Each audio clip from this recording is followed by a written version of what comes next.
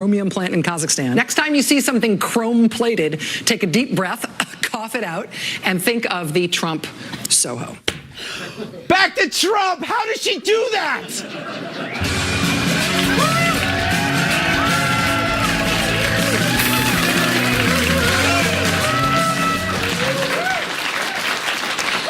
It's hard to believe it's the one-year anniversary of Trump's inauguration. We go live to media outlets around the globe.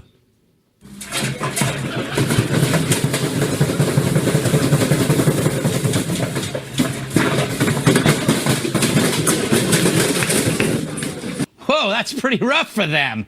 But Trump merrily rolls on. First, there was his physical, which turned into the most transparent examination of a world leader in history. Can you assess the president's mental fitness for office? There was an incident recently where the president appeared to slur his words while giving an address. Did you look into what the cause of that might have been at all? He does have heart disease, is that what you said? Are you ruling out things like early onset Alzheimer's? Are you looking at dementia-like symptoms? With the high cholesterol, are there any concerns for his heart health? Can you explain to me how a guy who eats McDonald's and fried chicks and all those Diet Cokes and who never exercises is in as good a shape as you say he's in? There's a healthy group. All that's missing here is a video of his digital rectal exam. And what did we learn? That Trump's in better shape than anyone on the planet. Some people have, just great genes. I told the president that if he had a healthier diet over the last 20 years, he might live to be 200 years old. I don't know. 200! So technically that means Trump is really just 25 years old right now. That doctor kicks ass. He's so good, he should have his own show. This Tuesday on Bedside Manner, he's the doctor who breaks hearts as he mends them. He can remove your appendix, but tickle your funny bone. If something should happen to you over the next few months and you should fall ill at some point, then most likely I will be the one called to come and take care of you. Now with quicker pulse, higher blood pressure, and chronic awesomeness. 22 years of medical practice meets a press corps on life support. The president would be clinically obese if he was just an inch shorter, which he probably is. They tried his patience over his most important patient. But when breaking news makes a house call, will journalistic integrity be left in the waiting room? There's no question that, by all standards, by all metrics, the president does have heart disease. Rear Admiral Dr. Ronnie Jackson stars as Dr. Brock Artery. John Roberts as Professor Clive Von Hickerson, Jim Acosta as Vic Jerkface, John Gizzi as Scrubs McGee, and Hope Hicks as Hope Hicks. Bedside Manner. Don't miss the season premiere I See You in My Dreams.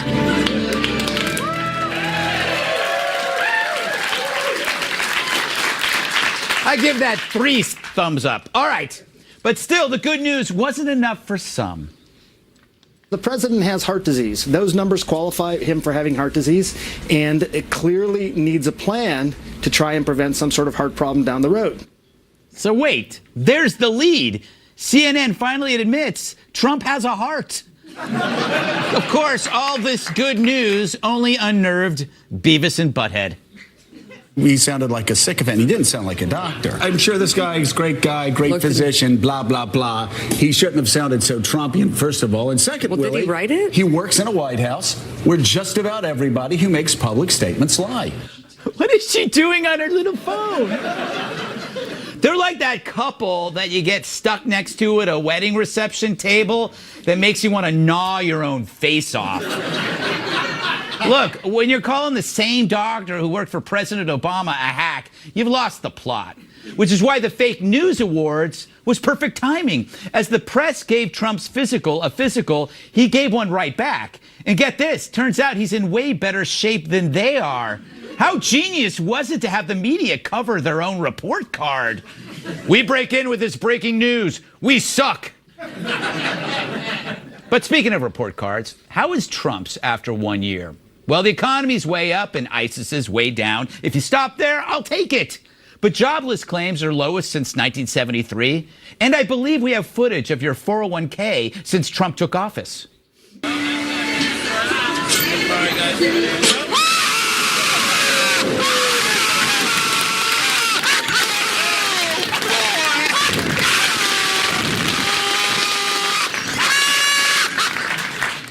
And Trump's tax plan was so good that even Apple's Tim Cook is offering bonuses and bringing thousands of new jobs to the U.S.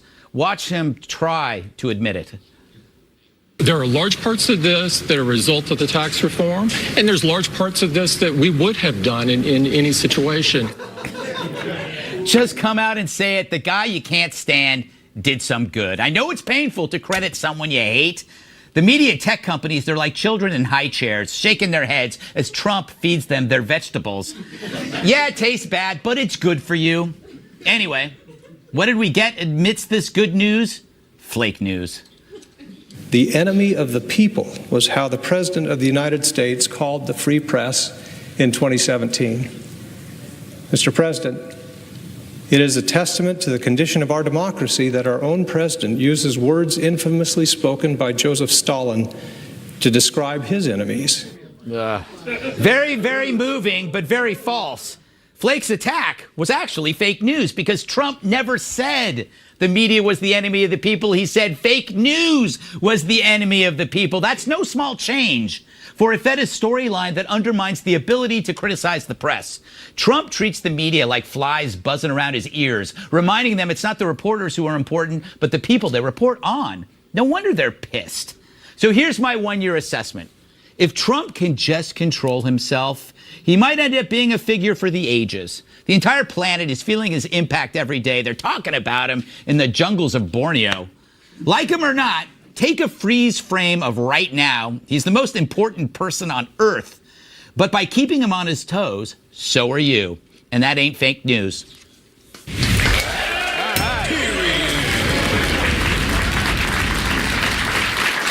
Let's welcome tonight's guests. I can get behind his legal mind. His latest book is called Trumped Up. Harvard Law Professor Emeritus Alan Dershowitz. She's so bright, the Sun sends her hate mail. Wall Street Journal senior video reporter Shelby Holliday. She's the feisty dame who thinks everything's lame. National Review reporter Kat Timpf. And an inner tube is his pinky ring. Former bodyguard and my massive sidekick, Tyrus. All right. Professor, you can comment on anything, but I want to pose a question to you that despite all these missteps that are happening constantly, when you step back, there seems to be a path of accomplishment, which to me is astonishing that given all this stuff that's going around, things are okay. You know what it is? It's like a drunk man walking a straight line in an earthquake. It's like both effects are canceling themselves out. So he just walks a straight line. Does that make sense? No. Okay. Thank you. First of all, I'm still trying to get my head behind what Donald Trump will look like in 2147 yes. when he turns 200. Yes. And you have to promise to put him on this show. Yes, we will. With his walker. Yes. And he'll come in yes. and he'll look back. Yeah. And he'll look. I think this has been a very, very mixed year. Yeah. There are some very bad things. The statements he made about African countries are simply inexcusable. As the grandson of immigrants who came from what were considered S-hole countries back then and have accomplished a lot. Right. We should never judge people on the basis of national origin. I don't like the way he deals with immigration, the way he deals with people from foreign countries. On the other hand, I like the fact that he has the peace process moving a little bit in the Middle East. Maybe the recognition of Jerusalem will finally push the Palestinians to come to the bargaining table. Mixed record on judicial appointments. Mostly I don't like them, but a couple of them are not so bad. So it's a mixed record for me. I would say more on the negative than the positive side, but he has 3 more years. Prediction, only 3 more years. Ooh. In 3 years, he's going to get on national television. This is a professor. I'm just making. I like him a lot. Here's his statement. He says, "I don't know why any president thinks it takes 8 years to save our country. I have done more in 4 years than any president since George Washington. I don't see any reason for taking the additional 4 years. I can go back to the private sector and really help Make America This is a good point. This is a good point. It's like it didn't take him that long to do Woolman Rink in New York. It took him a couple of months. He can get this thing done and he'll go do something else. I guess that's your point. It's like my grandmother used to say to her children, sleep fast, we need the beds. So if he can get it done in 4 years, hey, he's going to not run a second time. Shelby, I have a theory that, kind of playing off what the professor said, is that he is kind of a jerk, but a lot of times your boss is a jerk and he gets stuff done. What's your take on this? He got a lot done. I just produced a video for the Wall Street Journal for this 1-year anniversary, and I felt like the dryer on the trampoline. Because there was so much going on, and to recap a year in 4 minutes was nearly impossible, but also amazing to watch the market continue to go up. President Trump makes controversial comments. He's also a big cheerleader at times when things are going well. But the market, man, it just keeps going up. So I think that is a huge takeaway. It shouldn't be ignored. I do have a bone to pick with the fake news awards. You cannot come out with fake news awards and have the #1 fake news issue be an op-ed columnist. That is not a reporter. That is not news. You are undermining your entire point when you're but you overmine it when you pick Krugman, because boy does he deserve it. Guy might have said something that was not exactly right, but Krugman, he's not news. He's an opinion maker that everybody respects, no matter how crazy he is as he pets his cat. But why not call it fake media awards? And also, you have better things to do. I think it's fun. I get your point, though. I get your point. Kat, I want to talk to you about the health thing, but you can talk about whatever you want. He really is. He had that guy out there for an hour with Dr. Dreamy answering everything. Yeah, which is my nightmare.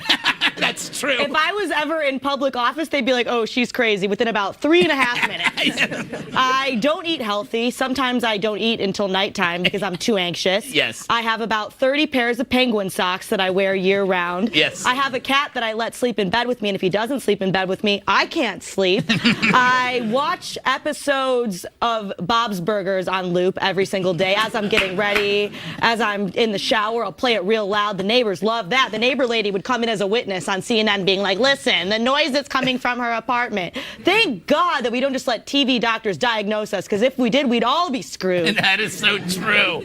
All right, Tyrus, a big finish here with you. I'm stuck on the whole. How many pairs of penguin socks?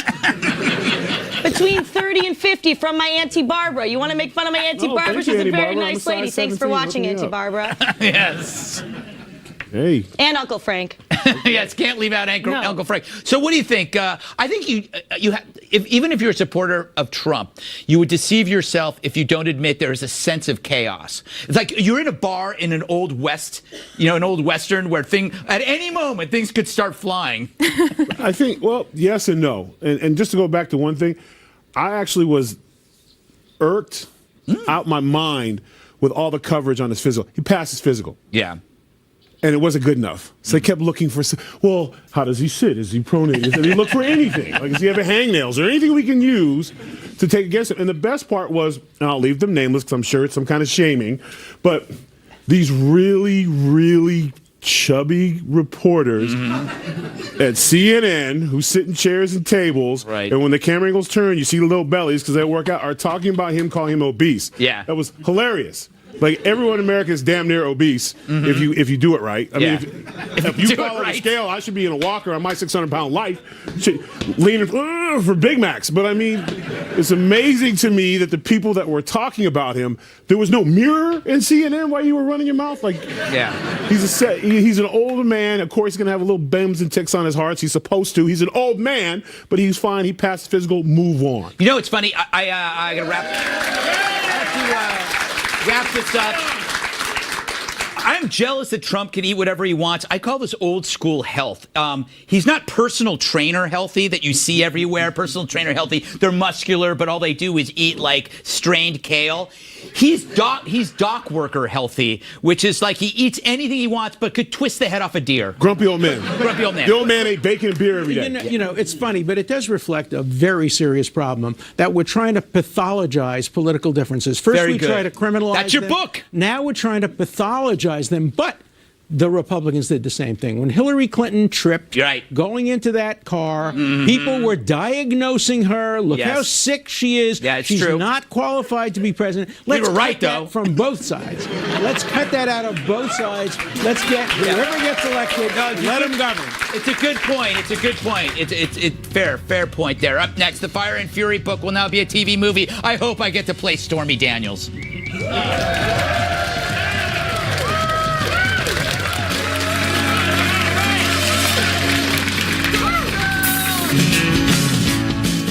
Like crap to a latrine, it heads to the screen. This week it was announced Michael Wolff's best-selling book, Fire and Fury, would be turned into a TV series. I'm not sure that's a good idea. Look, I've written books, I've done TV shows. TV exists to make books more interesting. How do you make Trump more interesting than Trump? How are they going to make a TV version that's more interesting than the real thing? The guy's a walking blockbuster. So good luck to them. But I don't think Fire and Fury is going to work on TV. I'm pitching a competing show called Fire and Furry. Here's a clip of the pilot episode. Abitudini? Brutti vizi, eh? Oh, and they are delicious. Shelby, my theory is that you can't. How can you make what's really happening better without making it up? Yeah. I have no idea. And I was talking to a friend in the publishing world, and he said you never usually see nonfiction books become something funny or comical. You know, all I can picture in my head is Veep for some reason. Yeah. Just something totally bananas. And he said, we just don't see that happening. It's a nonfiction book, but you never know. And I just think it's going to be hard to outdo whatever you're trying to do. You know, Alec Baldwin does Trump with a ream of writers, a team of writers, and Trump is funnier without that, Dershowitz, because he's real. Well, but you've adapted books into movies. I mean, could you do this? Only on one condition: if you could get Trump to play himself. Yes. Then he could be a great star. Yeah, that's so true. And you know, think of the career he has ahead. Can you get him to follow the script? He'd be the worst actor. He'd be going, I don't like this. I don't like this. That didn't happen. Can you get Stormy Daniels to play herself? I want to do the hotel scene at least 3 times to get it right. Tyrus. Yo. I only bring the because I just got this article on My Affair with Donald. Do you think that should be part of this, even though it wasn't in the book? Why not? I mean, that's the only kind of, sort of, maybe true thing about the whole situation. So, it's literally Memoirs of an Angry Bannon. Is the name of the book. I mean, it's the movie. So the movie's going to be him pouting in the office next to the big office while they have a meeting. Yeah, that's true. I'm going to tell. I mean, and what kills me about that whole thing is like he paid off a porn star for having an affair. Would have been better if she'd been a housewife of 5. Would that have been a better affair? I didn't look at it that way. Kunde Law lawyer has an affair with, well, that's fine. But just keeping it real, if I was looking for an extracurricular, I would go to a pro who's not going to want to date or graduate or call me all the time. So I probably would go that route. I'm not saying I would. It's apprehensible. And I'm not saying he did either. But fellas, women, hear me now. If you're going to go out and date, go out and sneak around, you're going to sneak around with somebody who can come back home and ruin your life? Or you have a professional where you sign a disclosure and there's a medical test and everything's fine? If your tooth hurts, you go to the dentist? You know what?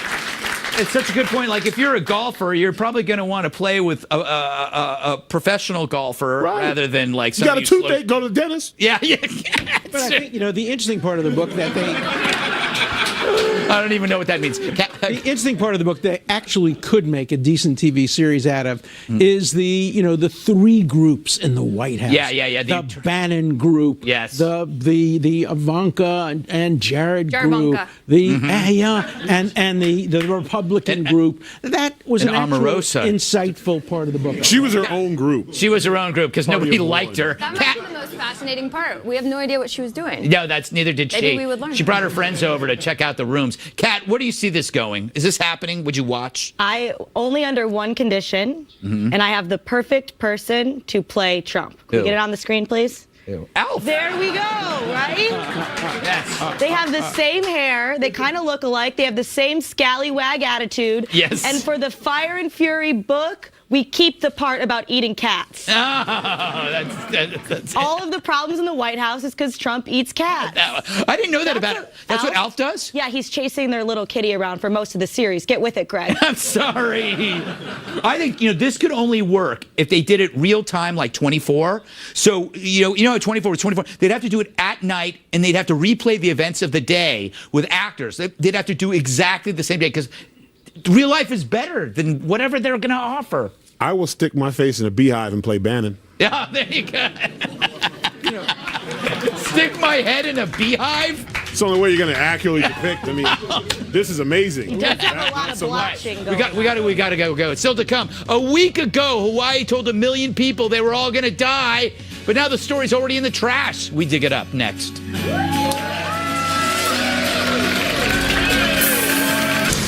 This is a Fox News alert. Hello, I'm Marthel Neville. Congress back in session today as lawmakers scrambled to get the government back up and running. Senate Majority Leader Mitch McConnell promising a vote on a spending deal by 1 a.m. Eastern Time as a small group of bipartisan senators work to hammer out a deal. President Trump and administration officials saying senators should invoke the nuclear option to end the stalemate. That would effectively lower the amount of votes needed for a bill to pass in the Senate. But Majority Leader McConnell has said he's opposed to doing so. And as negotiations continue, Democrats and Republicans are digging in their heels and continuing to trade blame.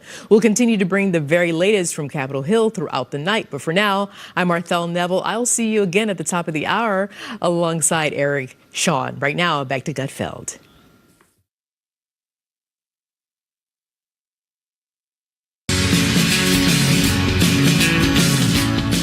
Contrary to the alarm, no one bought the farm. Remember that alert that went out in Hawaii? Everyone was told a ballistic missile was heading toward them, and they were put through 38 minutes of sheer hell. And then they were told it was a mistake. That only happened 7 days ago, but it's forgotten as if decades have passed. Why has this story fallen so quickly under the radar? Well, for one thing, you can't blame Trump for it. Although some have tried with every fiber in their yogurt-fed being. But if you can't tie Trump to it, it's not a story. So what if parents were putting their children down manholes and priests were absolving flocks of people of their sins and families were tearfully saying goodbye to each other? The president said a naughty word, and that's all that matters. For more on the Hawaii story, let's see what others are reporting.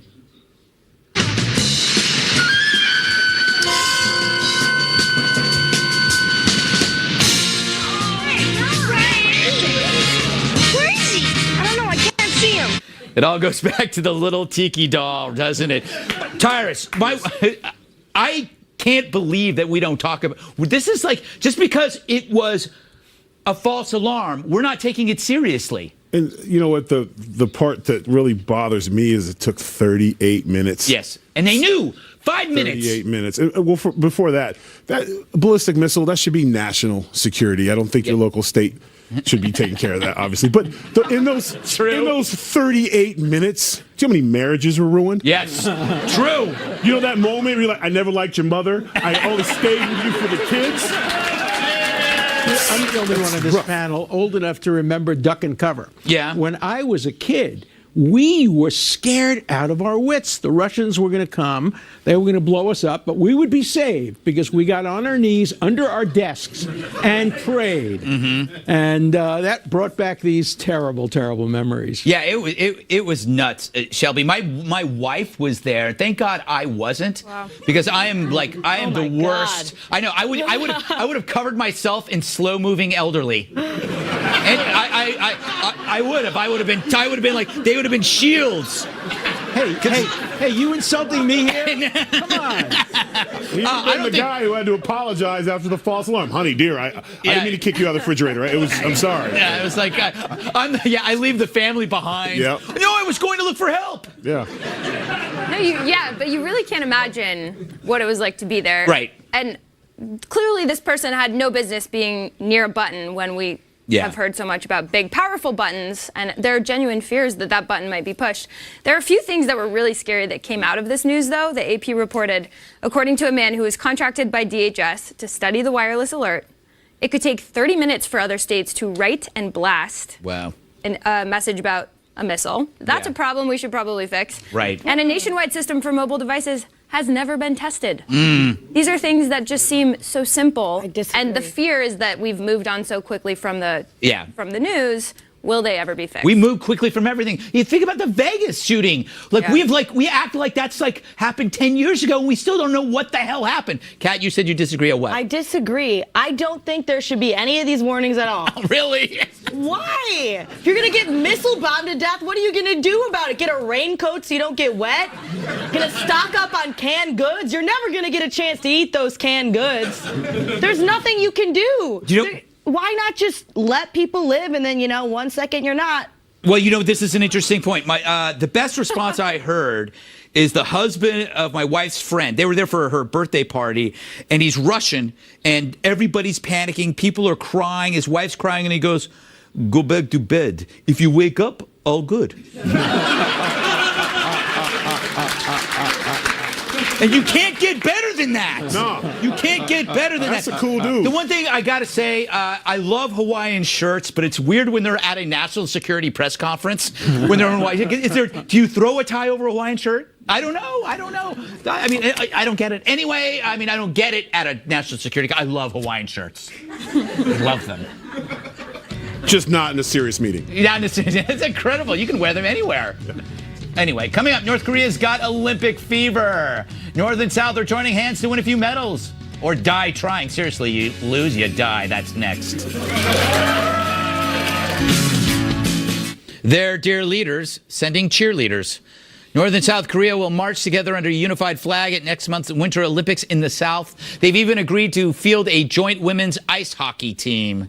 The North will also send 230 cheerleaders to their death. But a foreign minister says the world shouldn't be so naive about the North's participation. Adding, quote, "I believe that North Korea wants to buy some time to continue their nuclear and missile programs." Meanwhile, an American expert on North Korea may have come up with the best bloody nose option for a military strike against Kim Jong-un. Blow up his personal toilet. Apparently, all the pictures of Kim Jong-un at missile launches have one thing in common. Take a look at the back left of this picture. His porta potty is always nearby. As Jeffrey Lewis explains, taking it out will, quote, "send an unmistakable message. We can kill you while you're dropping a deuce." I'm never pooping again. As for the Olympics, they've added a new sport that promises to be a huge hit.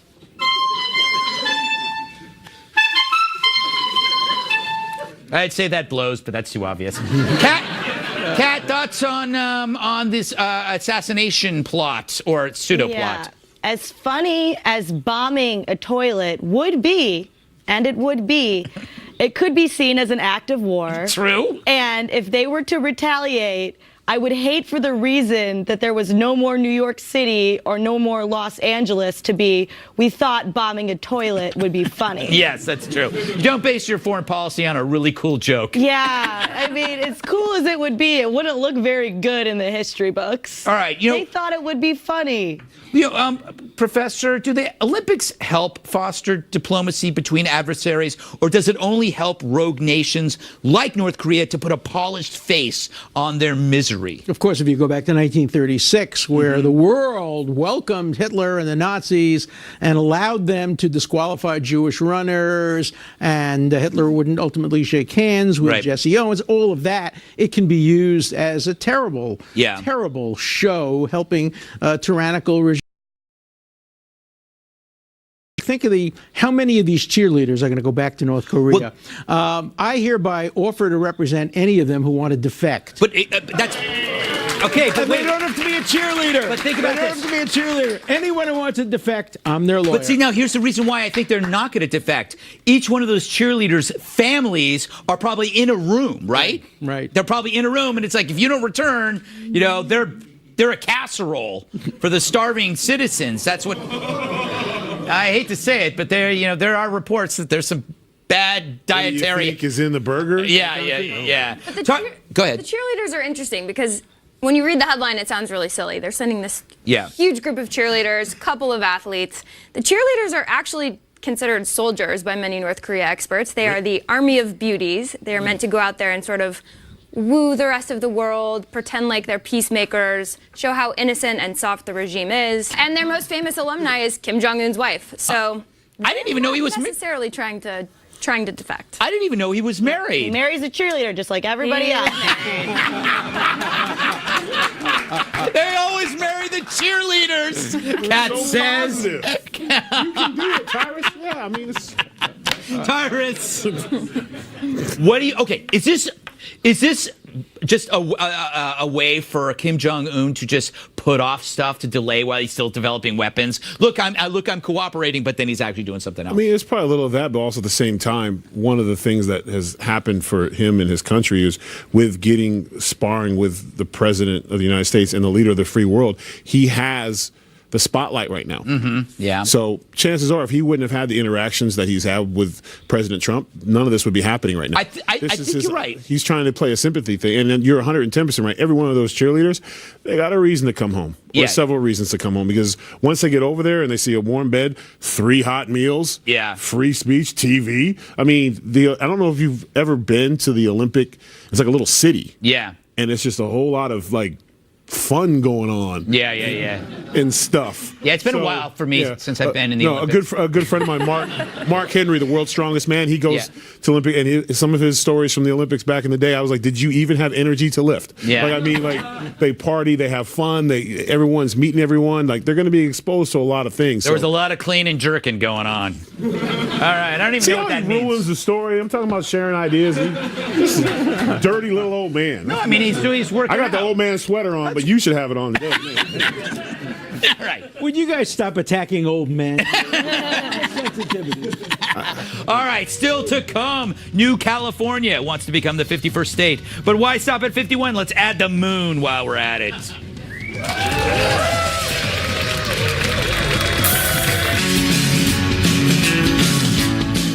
Would it be great to have a 51st state? I speak of the New California movement, which seeks to create a new state by separating California's rural areas from its metropolitan coast. Its founders, it's really just 2 guys, cite overtaxation, regulation, and mono-party politics as the reason for the split, which are all good reasons for pulling out.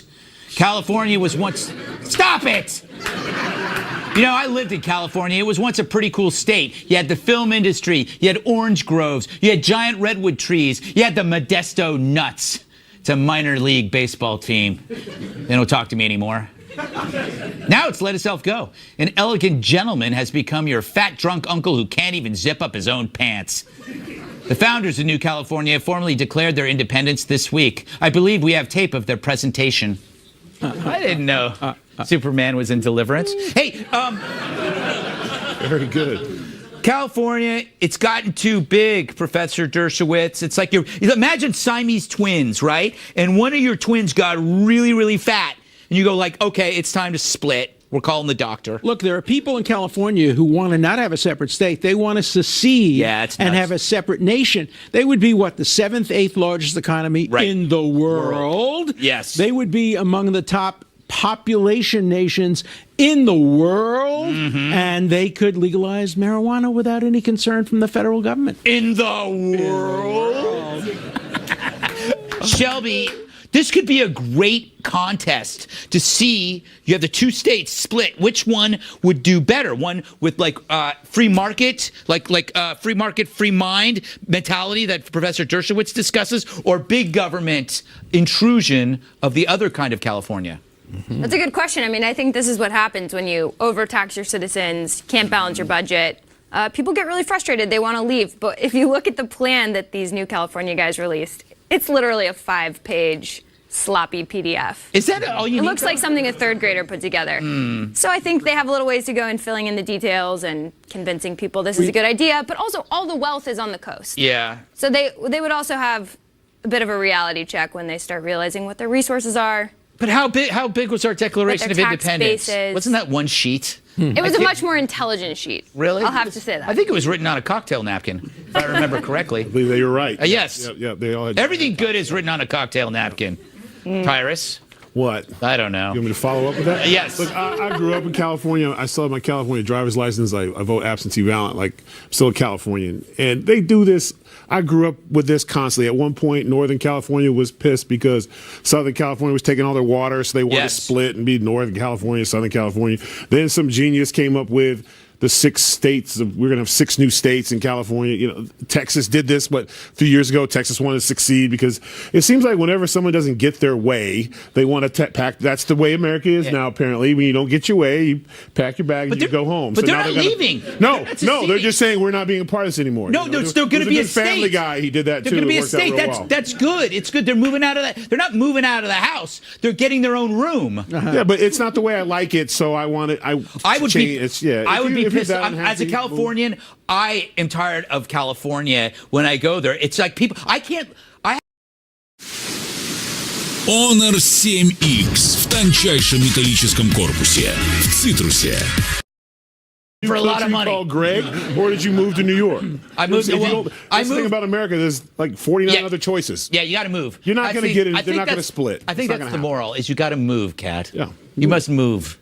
Is that my question? Yes. No. You know, Virginia split off from Virginia, became West Virginia, right? Maine and Massachusetts. Yes. Dakota Fanning left North Dakota. It just blows my mind, like you said with the PDF, that there are actually people out there who are spending their time doing this. Really? Yeah, like You their spent lives, time on worse things. 100%. And that's exactly my point. I was like, these people must have no psychological noise. They must have no social traumas to deal with. They must have other lives. Who gets and spends their free time thinking, you know what, I would like to make a PDF about creating my own state, and I'm going to do it. I think this probably the I like best these people. I agree. The best people. You should have them on the show and interview them. I will. You know what? You're right. You know, it's like the people who do C-Lab. Let's get to the bottom of this. Do C-Lab?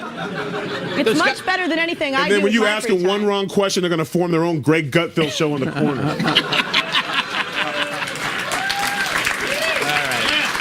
All right, enough.